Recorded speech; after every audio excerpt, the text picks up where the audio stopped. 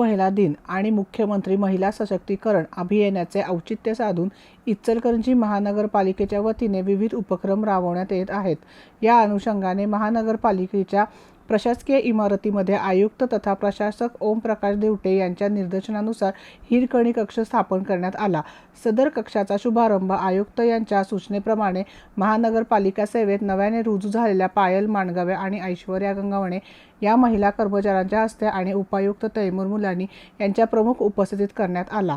त्याचबरोबर प्रामुख्याने महानगरपालिका आरोग्य विभाग तसेच इतर सर्व विभागाकडील महिलांसाठी आयोजित केलेल्या आरोग्य शिबिराचा शुभारंभ आयुक्त तथा प्रशासक ओमप्रकाश देवटे यांच्या हस्ते करण्यात आला।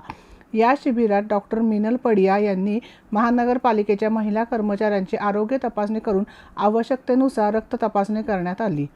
या प्रसंगी सहाय्यक आयुक्त विजय राजापुरे, मुख्य लेखा अधिकारी विकास कोळपे, मुख्य लेखा परीक्षक आरती खोत, शहर अभियंता महेंद्र क्षीरसागर, कार्यकारी अभियंता सुभाष देशपांडे, आरोग्य अधिकारी डॉक्टर सुनील दत्त संगेवार, महिला बाल विकास अधिकारी सीमा धुमाळ, उप अभियंता राधिका हवळ, सहाय्यक लेखापाल किरण मगदूम, ग्रंथपाल बेबी नदाब, विधी अधिकारी खजिदा सनदी, खरेदी पर्यवेक्षक शीतल पाटील, तेजस्विनी सोनवणे, अलका पाटील यांच्यासह महानगरपालिका अधिकारी कर्मचारी मोठ्या संख्येने उपस्थित होते।